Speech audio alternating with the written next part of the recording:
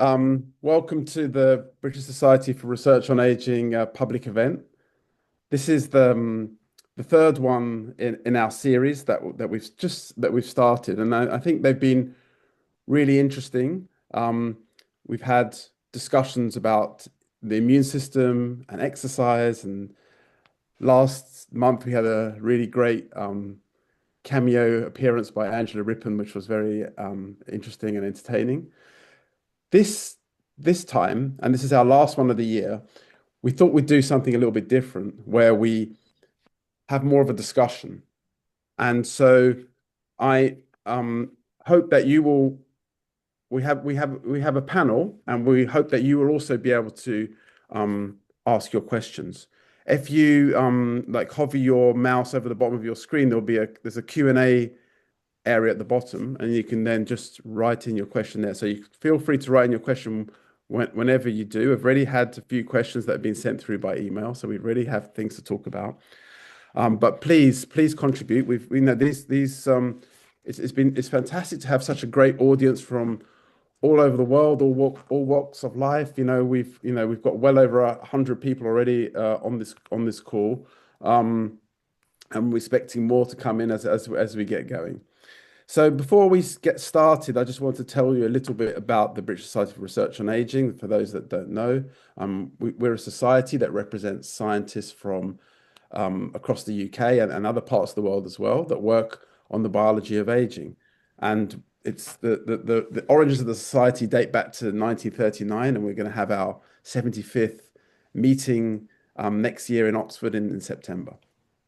But what we really want to do is we're not just about scientists talking to each other. We really want to make sure that the research that we do has an impact and actually can help people stay healthier for longer.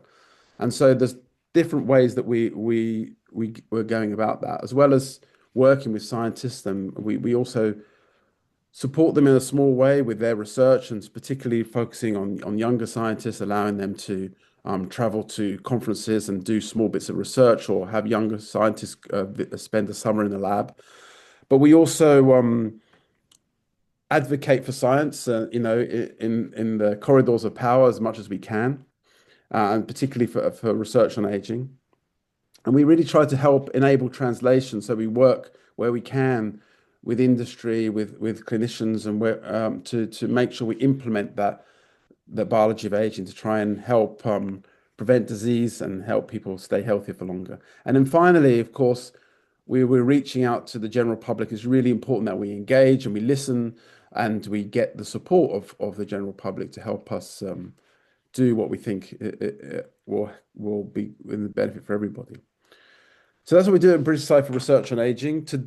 Today, we've got, I think, a really unique group of people. I've invited these three wonderful people along that all of whom I've known for a while, and all of whom I've had really interesting discussions with over the years, but never brought them all together. And I think this is a really great opportunity. So I suppose I'm representing the person that's working on the basic biology of science. I'm a professor at Durham University. My research is to do with this tiny worm, C. elegans, where we can actually see aging in front of our eyes because they only live for 2 or 3 weeks. So we kind of see it happen.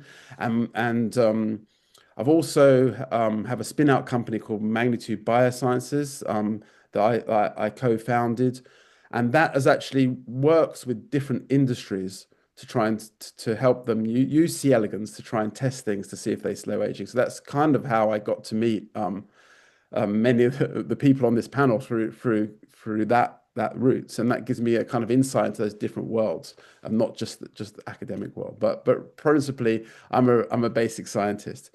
Then we have Ewa Hudson, who works in market intelligence and really has an amazing oversight of the nutraceutical world, the world of supplements and ingredients, and is really well connected in that space, and a really great person to talk to. We have Stephen Helliwell, who has worked with companies, several companies that are trying to create new pharmaceuticals to slow aging or affect age-related disease. He's got a background in in big pharma, originally from Novartis, but has gone on to work with these companies as a real kind of entrepreneur, if you don't mind me saying, Stephen.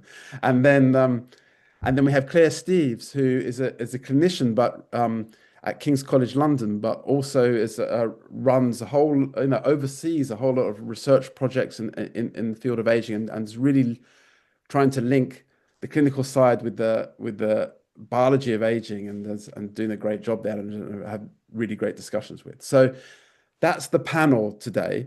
I'm going to first hand over to Eva to who's going to give us what I think is a really amazing insight into the world of supplements and so on. And I think she presented some of this stuff at this inaugural conference that was a couple of weeks ago in London, which was the Nutra Health Span Summit, in which it brought together this whole field. And I was totally, amazed by this, and to see what's happening. And I'm hoping that everyone will find this really interesting. So Eva's going to present a few slides and take us through that. So over to you, Eva. Wonderful. Thank you very much, David, for this kind introduction. And thank you very much for having me. In the first place, it's an absolute pleasure to be here and to be able to share some of our findings. Let me just bring the slides up so we can set the scene. Okay, 1 second. 1 minute. I'm going to move it into the presenter mode.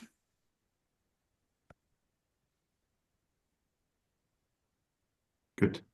Yeah, working. Okay, fantastic. So yeah, I would like to share, thank you very much for this opportunity. My name is Ewa Hudson. I'm Director of Insights at Lumina Intelligence, which is a kind of market research company focusing on consumer data, trying to understand consumer needs.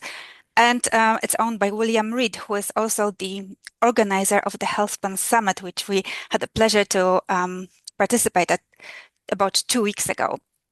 And this survey was prepared specifically for NutraIngredients and for the HealthSpan Summit. And I'm very happy that I'm able to share some of the key figures with you today as well. So we asked consumers quite a few questions about the term HealthSpan, how they understand it. Well, the first question was, are you familiar with the term HealthSpan? So we start easy, right? We have carried out this research in 3 countries, the United States, United Kingdom, and also China, to have a perspective across different regions. And overall, we were quite surprised to see that 57% of the population in China, United Kingdom, and the USA claimed that they were either very familiar or somehow familiar with the term HealthSpan. By country, you can see here, surprisingly, perhaps to some, that China was way in the lead with 80% of familiarity. The USA came as a second, 41%, and the United Kingdom in the third place, 37%. So I thought it was actually quite low for United Kingdom, but David thinks that actually it's quite surprising that this number is already that high. So great to hear that. Let's just zoom into this and understand who is behind that number, this 37%. So if we look at the gender split to start with, it's nearly 50-50. It's 53% for women and 47% for men. You could think of it as a term for kind of like driven by the younger population, because if we looked at the age brackets, those in their 20s, if you look at the kind of pale square here, rectangular, is the largest group, followed by those in their 30s, 40s, and so on. Where we see differences between genders is actually in the population within their 20s, which is heavily led by women. So females in their 20s are driving this movement. Also within the 60s group, it's also women who are driving that movement. If we compare it to men, it's men in their 40s and in their 50s. So when you think about it from the product formulation or supplement formulation perspective, you're talking at a very different product proposition for someone who's in their 20s, thinking of the long-term prevention, health span, versus someone who's already in their 60s and will have different nutritional needs. What else do we know about them? If we look at women, those within, let's say, under 10,000 pounds per year annual income were heavily kind of above average when it comes to the younger group. Overall, those within between 20 and 30K were the largest group and were also driving it. And there was also a group of women within the 40 to 50K per year age salary bracket was also kind of over-indexing compared to men. So that was interesting. Within men, 30 to 40 was coming across, sorry, oops, jumped too fast, and also 100,000 pounds and above. So again, it's a very different type of a person who is behind that knowledge of the health span. And looking at the living situation for women, living with partner and children were actually kind of, this group was led by men. More men were in that kind of living situation bracket. When it comes to women, they were more in the at home with parents and also with partner, have no children compared to the average breakdown. But overall, the with partner and children was the largest group, you know, thinking about the responsibility and so on, and living alone was the second between all of them. So I think also an interesting data point there, I don't have it here on the slide, but in the United Kingdom, if we asked the consumer, at what age did you start thinking seriously about your health as it pertains to aging? Over 25%, 26, started only in their 60s, which was very different to the other two countries that were starting later, earlier in their 20s and their 30s sometimes. So finally, we asked about top health concerns as Brits age. And for women, it was there were some concerns about glucose and sugar in the earlier years. Then metabolic health, sarcopenia was coming across a lot, and also organ and tissue health. For men, interestingly, it was the loss of independence, some blood and sugar control, maintaining healthy glucose control level more in their 50s, sarcopenia, and also emotional well-being. And you can see it kind of as it changes as we go through the ages. From at the bottom, we have people in their 20s and all the way to their 80s, and how different groups have different nutritional needs and also health-related concerns that we need to address. Looking at the marketplace, there are plenty of ingredients conferring different health benefits when it comes to aging. The three key groups include NAD plus boosters, so the likes of NR here, nicotinamide riboside, NMN, omega-3, urolithin, spermidine, stem cells, resveratrol, etc. The list is very long. Then there is a group of senolytic agents. Basically, they claim to remove senescent cells from the body, and senescent cells are those kind of zombie cells that we've heard of that, you know, they are not dead. They're not removed from the body. They kind of behave a bit like a zombie, but they use up some of the nutrients, for example, NAD plus from our body. And we know that NAD levels decline with age from about the age of 40, and they are quite important for the overall health, for, you know, energy, for muscle health. So we don't want the zombie cells to deplete us from those precious nutrients. And also there's an area within mitochondrial and cellular energy being developed. Just to show you a few products from the marketplace, I have a page from Amazon. You will have all products like True Niagen with nicotinamide riboside, longevity products claiming to boost the NAD+, NMNs, urolithin, spermidine, senolytics, ficitin, cellular energy and vitality, and also krill-based omega-3. And products are available at Boots as well. We have NMNs, quercetin, a range of NMNs here, targeting different areas. So I think that's quite interesting. For us, it was also important to know that 51% of the British consumers believe that supplements can actually extend health span. I think that's a very important number. And yeah, they are certainly increasingly interested in the offering that is out there within, Amazon's, Boots, and other supermarkets. And yeah, trying to find products that can help them stay younger for a little bit longer. So just to recap, yeah, 37% of respondents in the United Kingdom are familiar with the term. Health span. Women in their 20s and 60s are driving that female demographic. For men, it's those in their 40s and 50s. Sarcopenia, metabolic health, emotional well-being, and loss of independence are key health concerns. And the marketplace sees the rise of cellular health data supplements for healthy aging and extension of the health span. We have those NAD plus boosters leading the way, and then senolytics. These are the two main groups. And also, British consumers are most familiar with omega-3 stem cells and niacin out of all those ingredients. So thank you very much for the opportunity to share these findings with you. David, back to you. No, thank you, Eva. And I kind of find it fascinating that the general public has really got into this.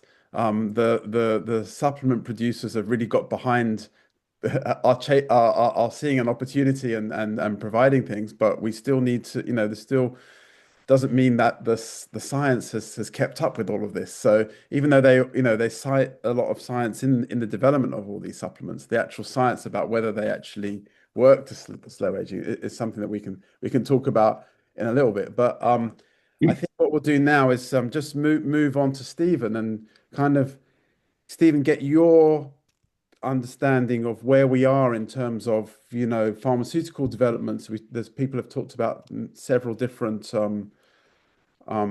things that may that pharmaceuticals that may help us slow aging. What's your take on the situation? Thank you, David. So thank you very much for your invitation. I'll dive straight in.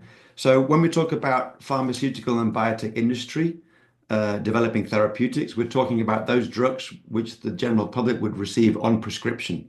So their doctor would have to sign for these drugs. So these are drugs that have been developed by companies and or charities, but primarily companies, and they've been developed for a particular disease.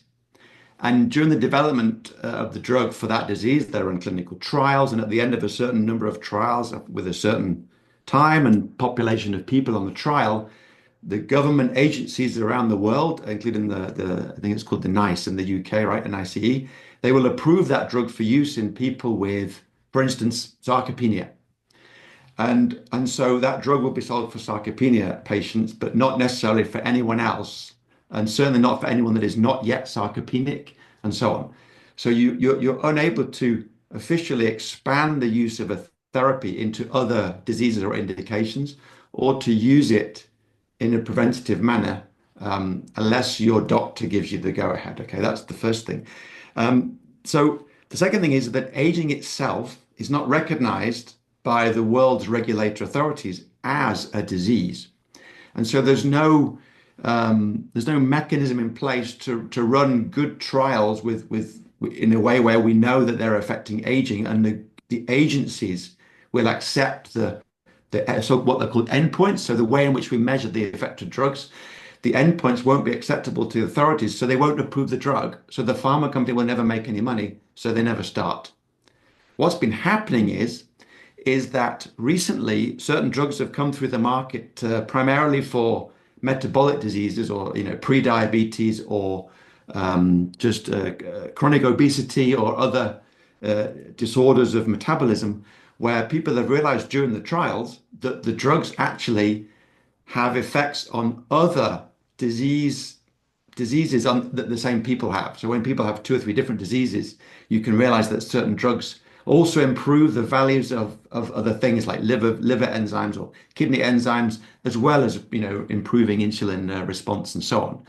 So people have started to realize that you can have drugs that affect more than one piece of biology in the body and can affect mechanisms of biology that have been linked to aging. So it starts, but we still have that regulatory problem where, let me just bring an example. The easiest one is metformin. Metformin is I don't know the trade names. I looked them up. It could be glucophage or metabet or Diogenet. There's hundreds of trade names in the UK. I'm sorry, I don't know those. But basically, you get metformin when you're pre-diabetic, and it helps to control your sugar insulin balance and response. And people have realized in experimental models that metformin can extend lifespan in animal models. And so there's the feeling that anyone whose metabolism is already in disbalance, just metformin every day will bring it back down, and so you won't progress into full metabolic syndrome or diabetes, and therefore you will have a better health span because you're controlling this. But again, famous academics in the field are trying to run big trials by giving thousands of people metformin and simply giving, I don't know the numbers, it's like a couple of thousand people they want to give metformin from the age of 65 or 70 on, and literally look at when they die. Okay, and then look at lots of other composite scores for disease as well, and try and build a way of proving that metformin indeed leads to a healthier, longer life. But again, the money's the problem because metformin is a generic drug which no one really makes any profits on. So no one will fund a very expensive, very long trial to do that. So I hope I've run around pretty fast there, but I hope I've managed to make you see that when therapies are developed, they're not developed for aging, they're developed for other things by the pharma companies. Just the last point before I try to keep conscious of the clock. The last point is that there is a great interest by the biotech space and some pharma companies in studying mechanisms of aging and developing therapies against them. And it comes down to those companies' cleverness about designing those first clinical trials for perhaps a rare indication where the mechanism is the same as the aging mechanism in the rest of us. In a rare disease, it happens faster for the wrong reasons.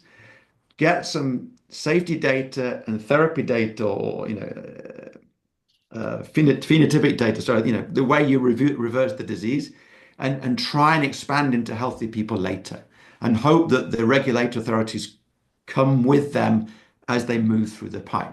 So that's again, it's a money problem, public and private money, and it's a government policy challenge as well, which is why everyone that tells their local MP as well as their local GP about this should, they're very welcome to do so, and they should.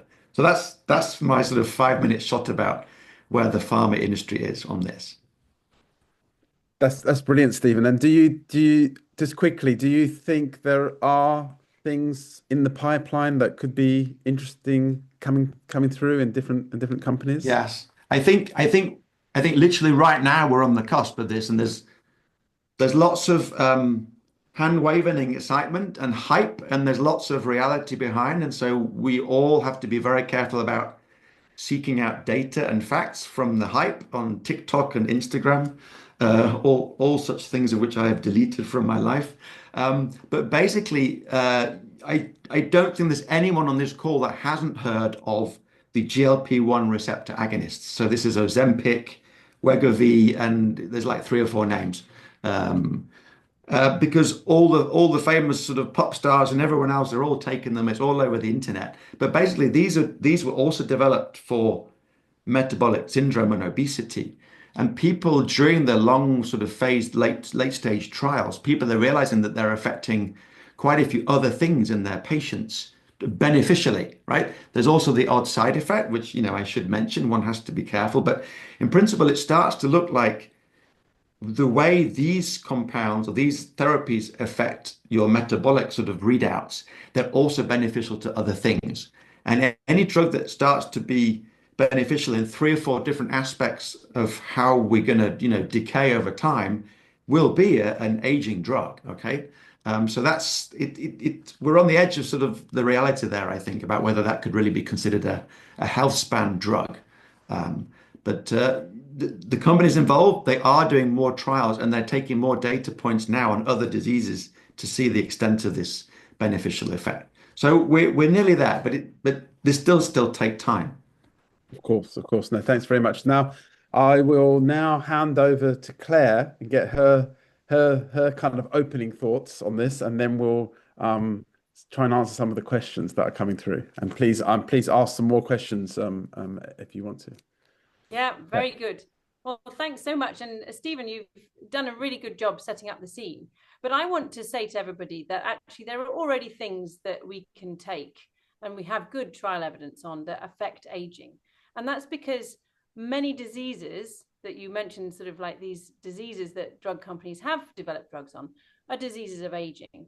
And really the most important ones are things like high blood pressure. High blood pressure is something that goes up with age. It's very much a mechanism that's behind many aging-related diseases.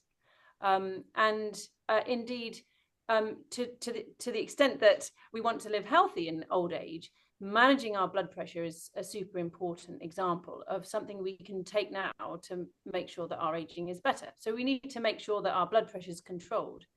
And over the last sort of 50 years, as it were, there's been huge developments in how we manage blood pressure. And these have made differences already in the population in terms of how we age.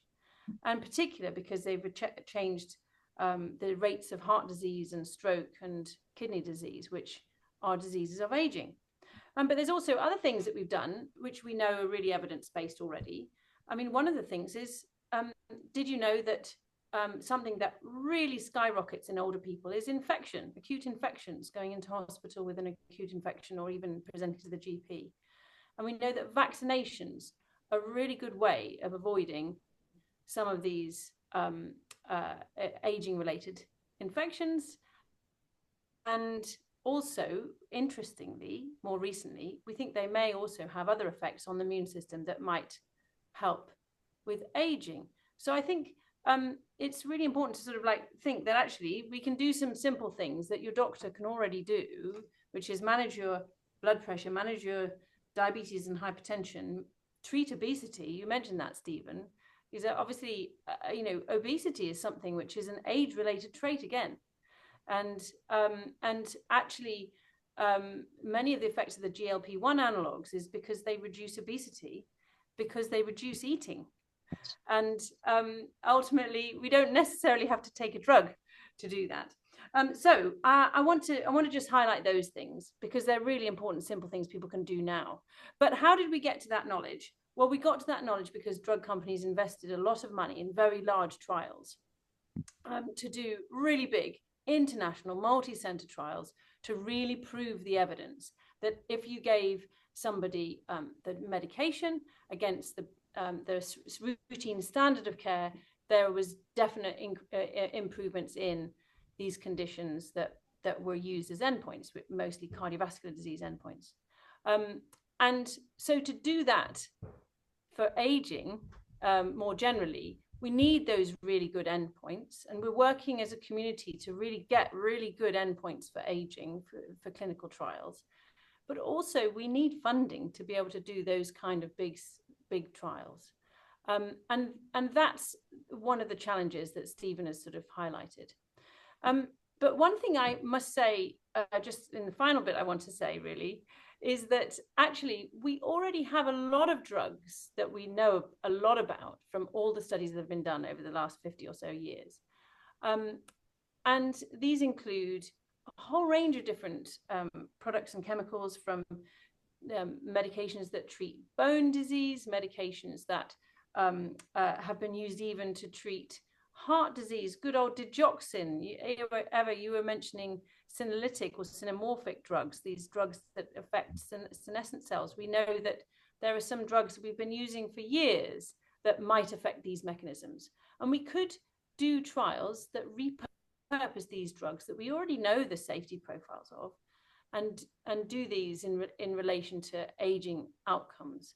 And that's what we really need for your doctor to be able to, comfortably say that they can prescribe these medications for you. And until then, it's a question of making sure we keep our blood pressure and our diabetes and weight under control, and making sure we do enough physical exercise and have good diets. And there are lots of things. Obviously, you talked about nutraceuticals, Ewa, but we could dig into a bit more about there's quite good evidence of dietary changes that can change aging as well. That's really, really interesting, Claire. And I completely agree with on everything you've said. I think it's kind of also my kind of view of aging is that aging is about our decline of our bodies, which are very much interlinked systems, and so if we can maintain things, maintain one system, it's going to help maintain others. And we've seen that with, like you said, with controlling hypertension. We know that that can also lead to the studies showing that that's reduction in dementia and even onset of cancer and things like that. So there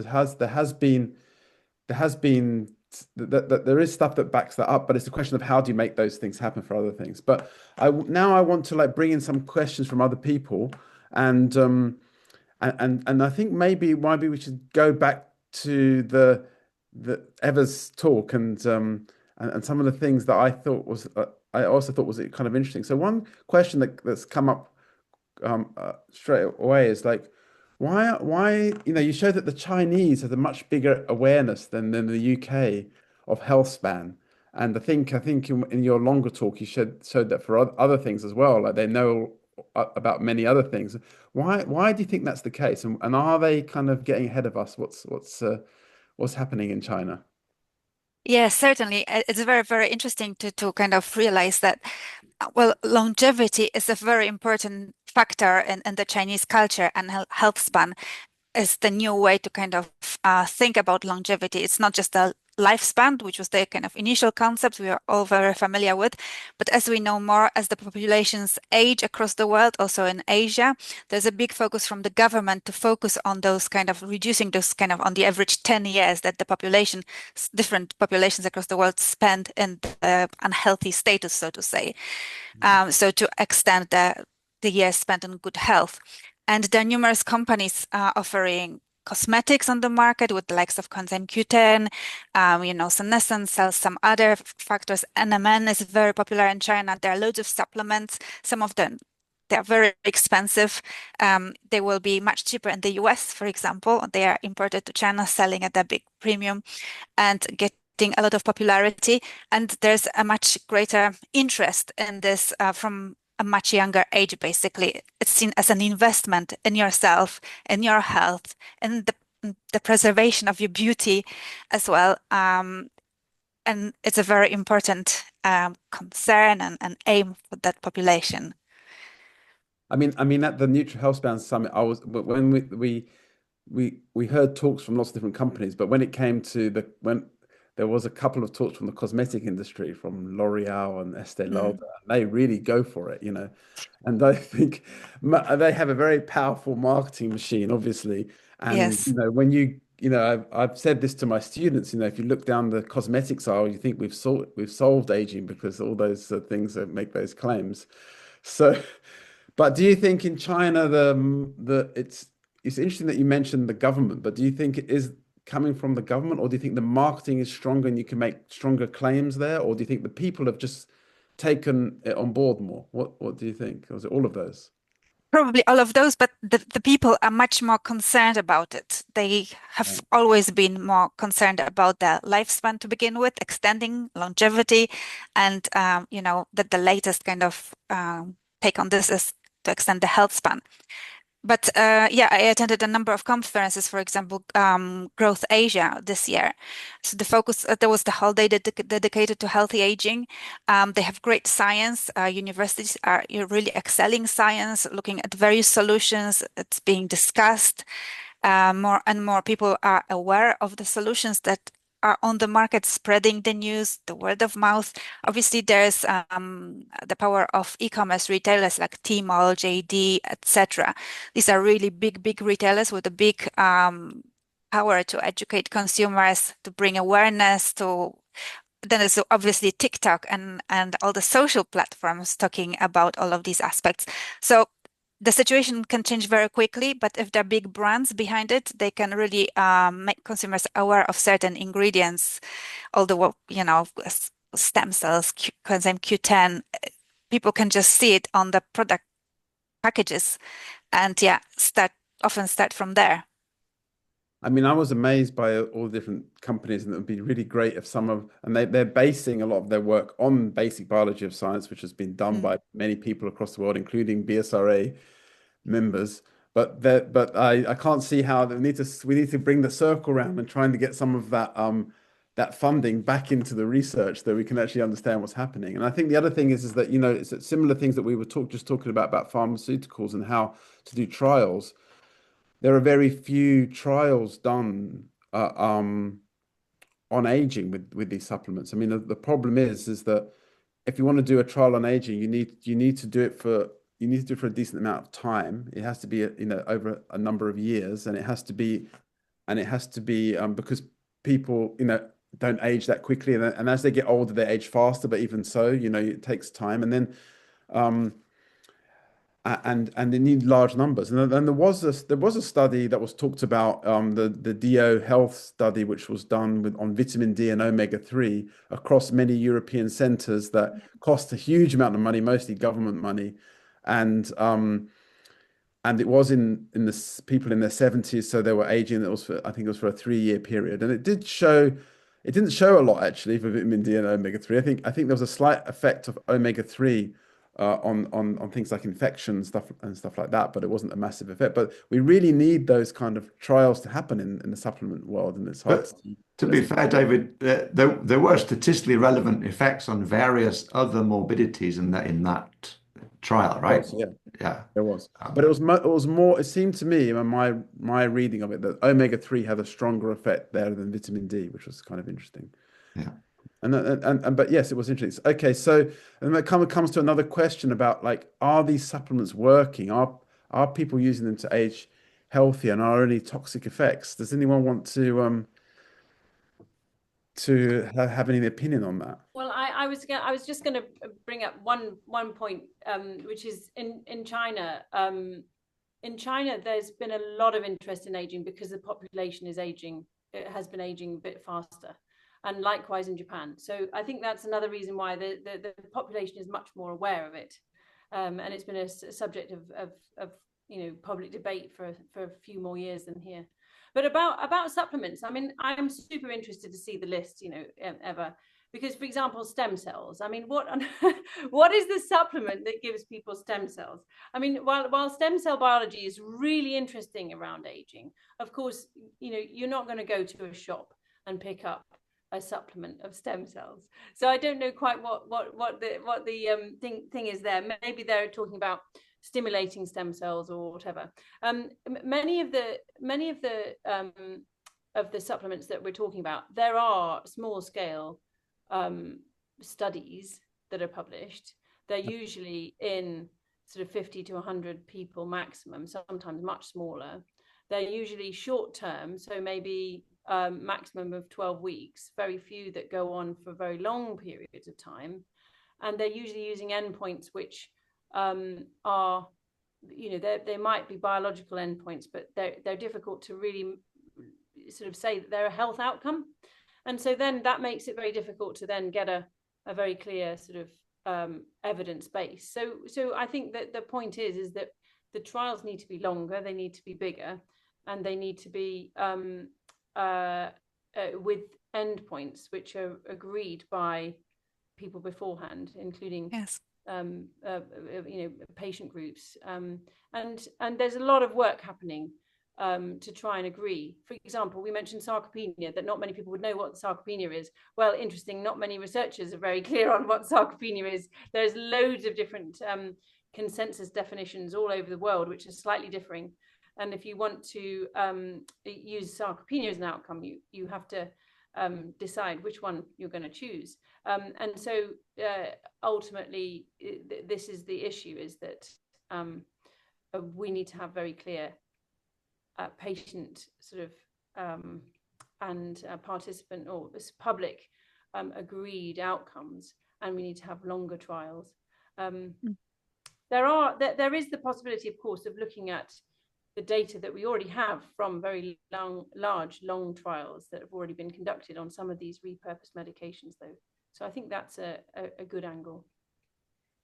From my perspective, I may add, I was also very surprised to see that there's a coming kind of a bit of an alignment between the manufacturers on using the concept of the hallmarks of aging.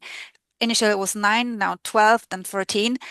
So an increasing number of actually manufacturers is using the set of hallmarks of aging to prove that their supplement is, let's say, reducing or improving some of these conditions that are mentioned there.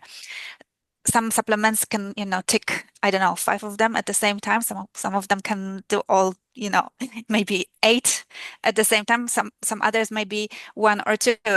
Some of these hallmarks might be familiar to consumers, like for example, dysbiosis.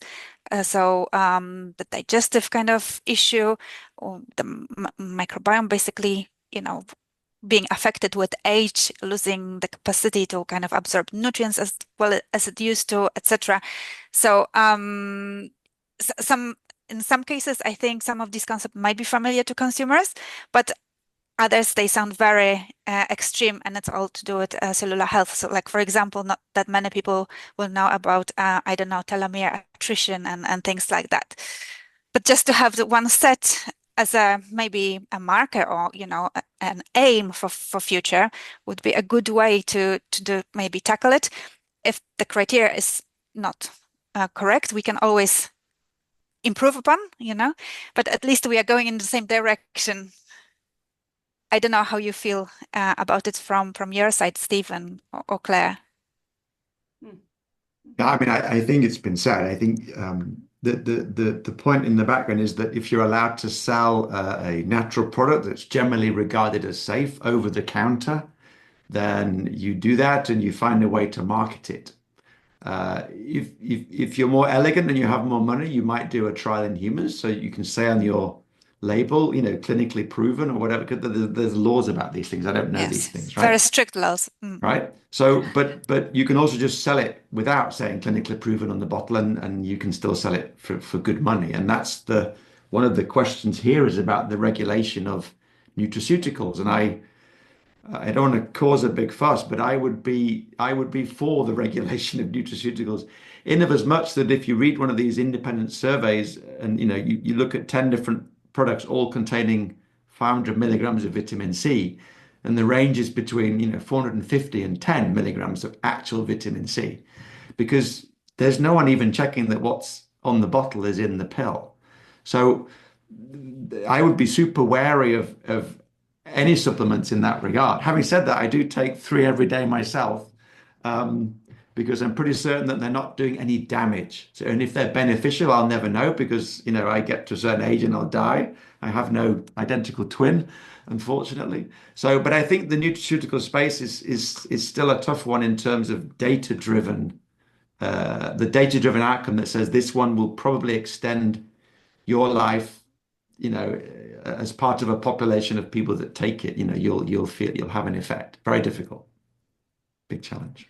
I mean, I have strong views on the hallmarks of aging, because it is actually, I mean, it is actually a good bit of science that's come from, Linda Partridge, who's in the UCL and a Lord Cohen Medal winner at the British Society for Research on Aging. She was one of the authors of this, and it identifies mostly cellular things that change with age. And so it's just different kinds of ways that the cell stops working with age. And so it kind of helps break down aging into something that is kind of concrete. But at the same time, at that conference, it was like the hallmarks of aging was loved by some of these companies. You should have seen the L'Oreal version of the hallmarks of aging. It was very beautiful.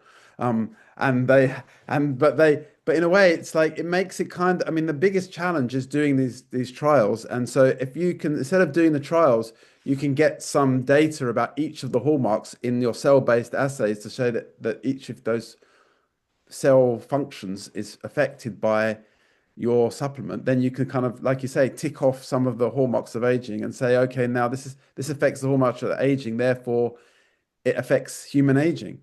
And so we don't know that, we don't know that it actually affects those hallmarks in a living person as they're going along. We just know that it works in the system. So it kind of gives away it is a way for us to research aging in the best in the good way, but it's kind of like a sort of like a two-edged sword that you have this particular problem. Yeah.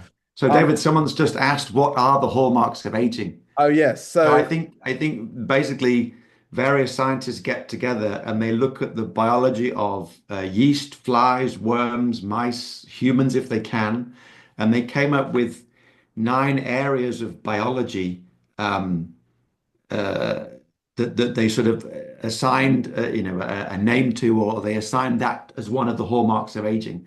I'm not going to try and do all 9 because I'll probably forget 2 or 3.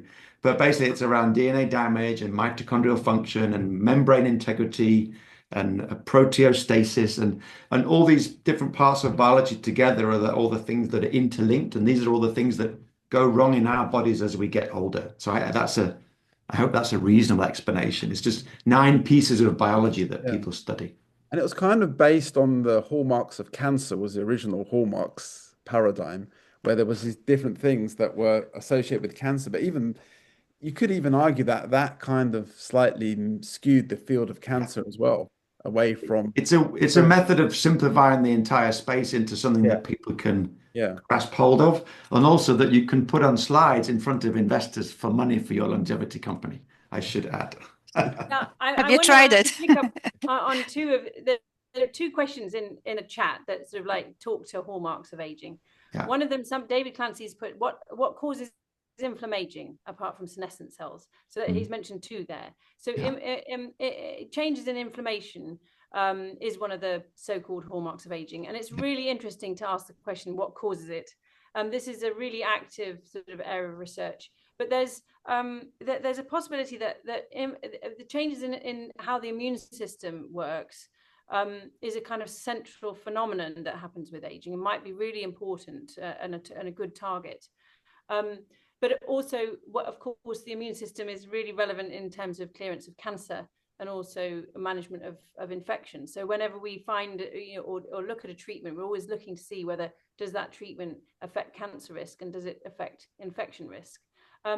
But there's also the possibility that other hallmarks of aging, like, for example, you mentioned dysbiosis, which is the changes, like it's a bit of I don't particularly like the term, to be honest, as a microbiome researcher, but it's basically the characteristic of ways that the ecological system of the microbiome goes wrong in relation to aging. But there's certainly evidence that changes in the microbiome might impact the immune system. And therefore, that's one of the ways which microbiome interventions might change aging mechanisms.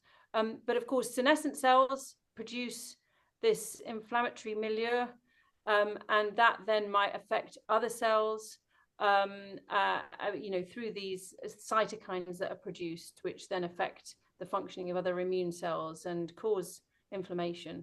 And of course, senescence in the immune system itself means that we don't necessarily produce the same response to infections. But there was another one, which was epigenetics. I just thought it was really interesting. Somebody asked, can we use epigenetic markers? This is Colin Rose, to assess effects of nutraceutical compounds on aging. And that's a very interesting and good question. And people have done that in epidemiological studies where they've looked at the relationship between dietary habits and epigenetic aging as measured through these clocks. And epigenetic aging clocks are really interesting because certainly some of them seem to capture lots of different aging mechanisms of all these different hallmarks in the one sort of measure. So they could be a good kind of surrogate outcome for these trials. The thing is, you probably do need to still have enough time to get an effect, to see an effect on epigenetic aging. It is sensitive over a short time period, but it's a really good idea, and it's certainly things that are being used in studies that I know about. So you're actually just answering also a question from John Davey. Is there a way to regularly measure hallmarks of aging in a way that's accessible to the public?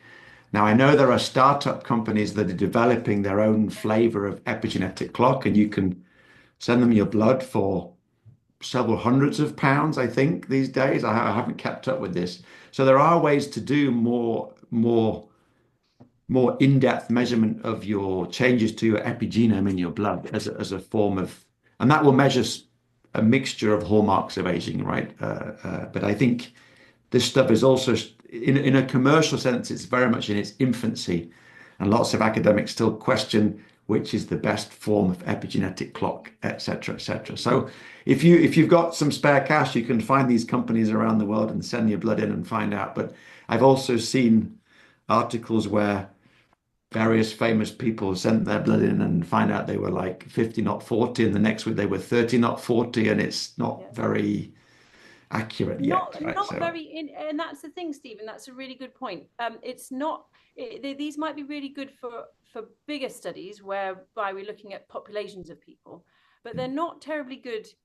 We don't think at the moment. Well, we're not sure that they're very good for individuals, and to track changes over time. So you might end up basically going on a wild goose chase, and it being a very expensive wild goose chase. So better probably to stick to things that are cheaper and more scalable.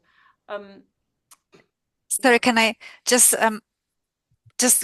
sorry, so if we talk about cheaper and more scalable, one of the proxies, maybe it's not a good measure, but it partially does the job, is actually to kind of use for example, your iWatch, whatever brand you have, to track the VO2 max level as a cardio fitness, because to get that level high, you actually need to have quite a few parameters in your body functioning quite well. And we know that it just sits on your watch for many people quietly. So this could be one of the indicators to kind of keep in mind, maybe as people practice, exercise, maybe this could be one of the targets that they would like to boost, because that VO2 max level declines with age naturally.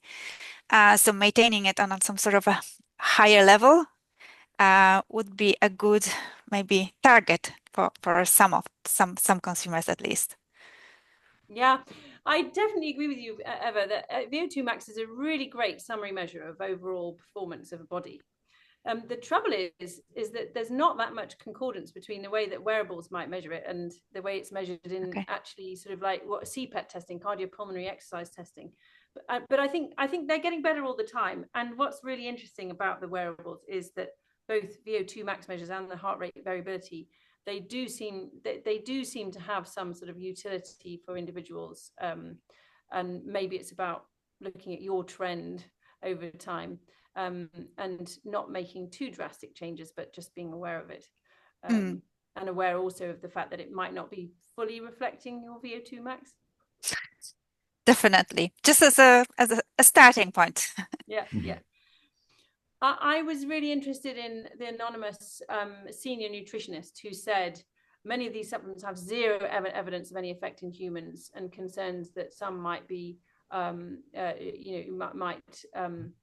have issues. And I think I did want to just say something about the supplements, is that I think generally the issue is that quite a lot of people have quite good diets and good intake of vitamins anyway. And for those people, it's probably really not going to be helpful to take extra doses. Yeah. And yet some other people have significant deficiencies in certain nutrients. And it actually matters what each individual are. And as we get older, we tend to get much more variable in all of these things. So some people, for example, have B12 deficiency, in which case, if they're taking lots of folate, this might cause a bit of problems for them. Likewise, some people might have very severe vitamin D deficiency and definitely benefit from vitamin D supplementation. And other people might already be perfectly replete and not benefit from it. So I think it is a bit important to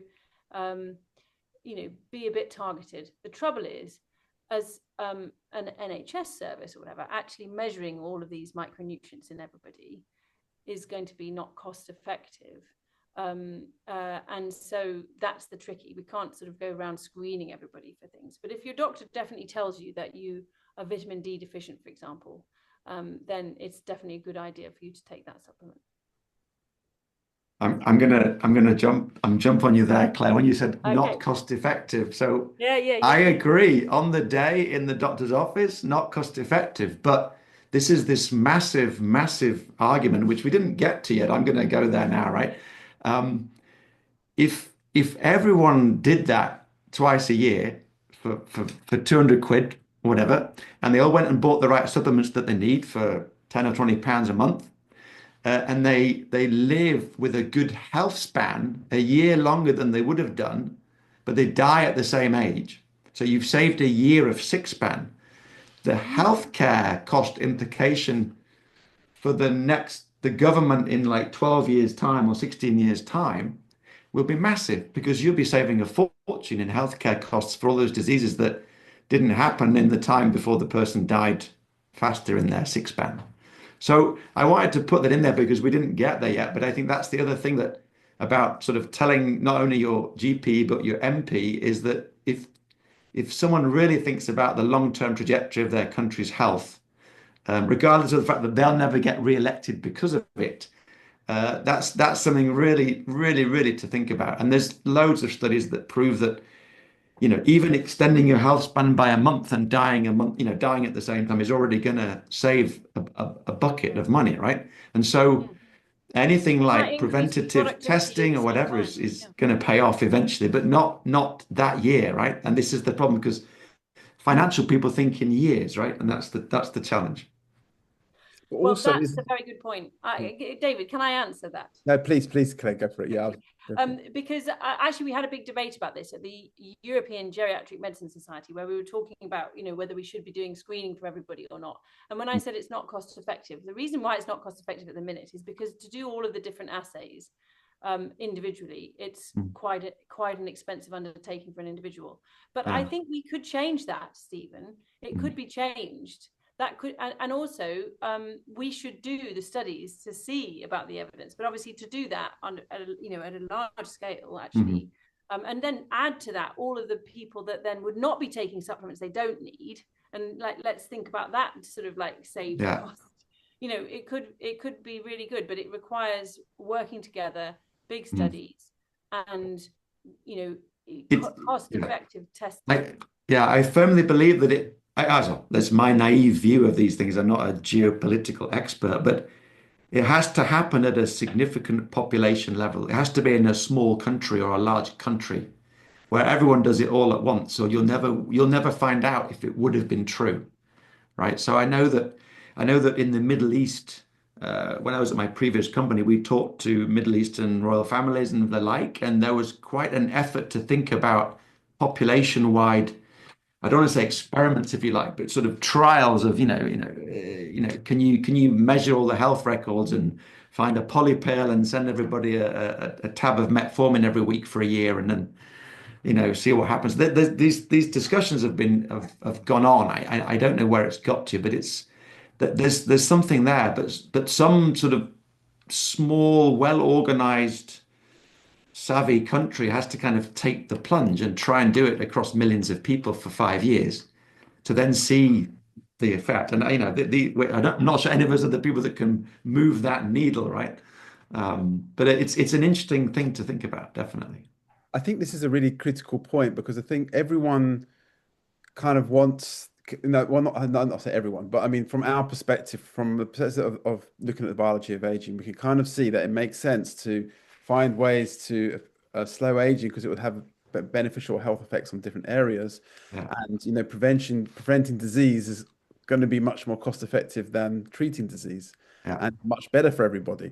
But the problem is, it's the world doesn't really work that way, and that's not just, and it's in multiple different areas. It's both in the it's in the clinical way, because in the clinical way you divide into different therapeutic areas, and you mentioned, Claire, about control in cardiovascular. There's been such great work on prevention with blood pressure and cholesterol, but that's not replicated in other therapeutic areas. But also the pharmaceutical industry is divided into therapeutic areas as well. There's different, if you go to a pharma company, they'll ask you, if you've got something to do with aging, they'll say, what therapeutic area are you working on? And then I think a lot of people in the biotech space who are working on aging have kind of thought, well, okay, the most obvious therapeutic area I need to go to is neurodegeneration, CNS. because that seems to be the most obvious age-related disease and condition that we need to tackle. But I think there's something to do with, you know, the way that the way the disease happens with Alzheimer's and Parkinson's and so on, that actually it's actually a very difficult one to tackle, because by the time you've diagnosed with those things, it might well be too late to intervene, and you actually have to intervene earlier. And that comes back to preventative medicine, which is much harder to do. But everyone wants to do it. And then, you know, you can see from what Ewa was saying, the general public want it to happen.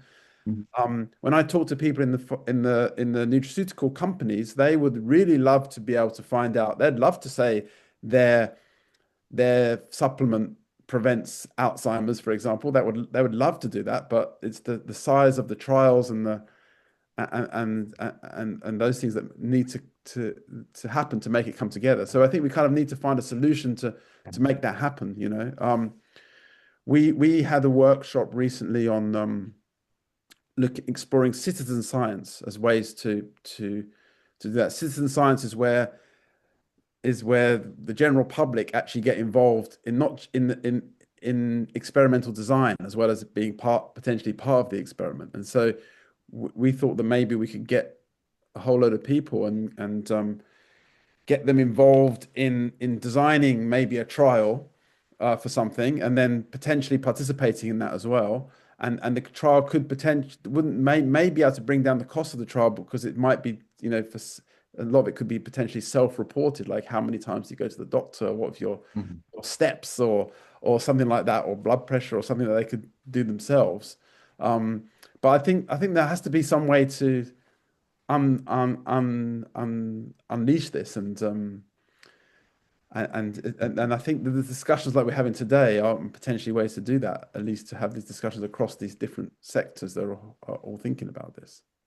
Yes, if I can just add to that, so the one area I've been involved with for many years is the microbiome research, and also there are some conferences focused on the early microbiome research, like the IPC conference, for example, International Scientific Conference on Probiotics, Prebiotics, Postbiotics, Gut Microbiota, and so on. And when I present about probiotics, we often have products that can tackle potentially, based on the research that the industry is doing, of course, not the big studies, but let's say you mentioned Alzheimer. So there would be probiotics that can prove some benefits in the mild cognitive impairment, which is not the clinical form yet, but it's kind of where it kind of starts shifting. And consumers can potentially already have some products available on the market to tackle this. We also are looking at the oral kind of health microbiome of the mouth, because obviously there are links between the bacteria, gingivitis, and so on, and Alzheimer. This is being studied as a potential way to, you know, control some of these things. So the microbiome science is developing fast. I hope one day it will perhaps become even the frontier of medicine, because the knock-on effect on all other organs within the body is so big. We're not there yet, but I think it could have a big opportunity in the years to come. Yeah, definitely. I think, Claire, you've done some work on the microbiome, and we met at a few of the London microbiome meetings. Yeah, that's right. Oh, great. And Ewa, I don't disagree with you at all. And actually, I mean, just coming back, somebody was saying, well, what would be the one supplement? You know, I think one of the key things, we all, almost all of us, don't eat enough fiber. And, you know, I'm talking about sort of whole grains and fibers like inulin and phos, which change the microbiome and probably make a difference to immune function. I mean, multiple trials showing that. You know, the fiber intake is not something that's going to be breaking the bank, and so could be scalable as well for populations. I just put some answers into the chat to some of the people that were talking about diagnostics, because I think, you know, your point is very well taken, Stephen, about, you know, these blood-based biomarkers, including, David, for neurodegenerative diseases like Alzheimer's and so on. There's really great progress being made in blood-based biomarkers for those conditions, but also metabolic health conditions. And these are ways to get towards more personalized medicine, which, you know, could be a way to then target either supplements or drugs to people that are going to solve their own particular aging problems, because it won't be a one-size-fits-all approach, probably. Yeah, definitely. And I think so. So let's I just want to ask everyone a question because it kind of relates to some of the questions that have come in. And if you if each of you were given like a huge budget, millions of pounds to do a trial to see if something actually did slow aging, and I think that one of the questions is, has anything actually been shown to slow aging? And I would argue, no, not really. But if you were to do a trial, of a huge scale, what would the first thing be that you test, and how would you do it? And also, there's been a question on rapamycin which we haven't discussed yet. Would that be it? I don't know. Let's see what the panel think. Stephen, what would you go for? All right, the blank check question. This is a lot of fun, but you can go all over the place here. I think one of the things, I'm not going to go for the obvious thing, but I think we just talked before the thing started for the rest of the population, and we talked about this a little bit. 4 or 5 years ago, I said that we should just get hold of every single digital medical record on the planet. You said it's a blank check, David, right? Yeah, go for it. Yeah. All right. So you get rid of every single digital medical record on the planet, and you get a hold of all that data, and you look at everything, right? Every doctor's visit, every ALT, AST score, every whatever score, and then you look at when people actually die, and you hire a room of bioinformaticians to do their stuff. I have no idea how they actually do it, and you find out what drugs that people were taking, in a particular group of people that died at a certain time. They're all getting type 2 diabetes drugs, but some of them died much faster than others, and you find out that they were also taking vitamin D on the side, and and you just crunch through all that data and really come up with almost like a repurposing chart of things that people are already taking that you now know with really solid data, because you've got hundreds of millions of patient records, right? That it's likely to work, and then find a way to persuade a group of people who are otherwise healthy to start taking low dose aspirin, low dose metformin, a little bit of statin, maybe a little bit of, I don't know what, beta blocker, make it into this so-called poly pill, which was discussed first in the 60s, and just send it out to 1 million people for free, and then have them all go to the doctor once a year for the next 5 years.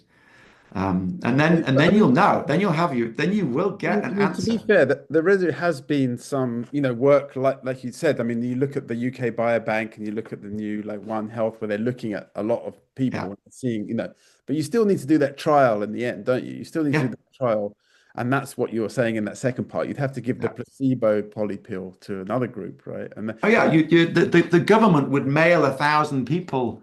In Switzerland, you get mailed a pack of iodine pills in case there's a nuclear explosion, right? We get iodine every 3 years from the Swiss government. They could just send me metformin instead, and I'll just take it. Oh, a free pill. I'll just do this, right? And you have to be sure that you're not going to kill 10,000 of the million by some weird DDI with drug interaction with something else they're taking, but in that direction, I would say. And then, and if you sent that poly pill to, 1 million 70-year-olds, you're actually going to get true morbidity data, because a certain number will die in the next 3 or 5 years. You said blank check, David. I went for it. That's good. That's fine. That's good. That's great. Thank you. Claire, what would you do? Well, I mean, this is super interesting. I mean, I'm not thinking about a blank check. Blank check is really tricky to think about. But I mean, I think we wouldn't need a huge amount of resource to take some of the existing medications we know about. Stephen, you were just talking about them, really. I mean, actually, that analysis that you're just talking about is already taking place within big general practice data sets, for example, in the UK, like CPRD, where I've got students who are working on specific drugs, other people got them working on other drugs, but we can look at these things within, electronic health records. But also, interestingly, only last week there was published a really interesting AI study looking at all the published studies on all possible sort of repurposed medications, and they've produced a really interesting data analysis looking at aging mechanisms which might be influenced. So these things are coming, and AI is going to help us actually identify. So what I would like to do, and I think we could potentially do it in the next 5 to 10 years, is a basket trial where we're trialing multiple component interventions, which are to some degree targeted to individual patient groups. And then we really look at how that matrix of interventions might work for different people, because I don't think there's going to be one individual drug, a bit like you were saying, Stephen. Yes. It's not going to be a single pathway. We know that multiple pathways are important in aging, but we also know that each one of us ages slightly differently. So some of us have a much more bone problem, some of us have much more brain problems, some of us have much more cardiovascular disease issues, and this is partly because of genetics and partly because of lifestyle. But if we can use that information to then do a sort of quite a large scale but basket trial, which is where you're trialing different combinations of medications in big populations of people, but medications that we already know the safety profile of, so we know we're not going to be doing major harm.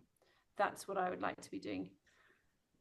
Yeah, I mean, just to get back to your point, I mean, a basket. So you want to do a really big study, but I think when we talk about controlling blood pressure, the beauty of blood pressure is that we can measure it very easily, and then we understand why it leads to disease, and we also have drugs that affect it, and we understand how they work, and also we can test which drug is working, and different drugs work for different people. So we can tailor the drugs because we can measure something.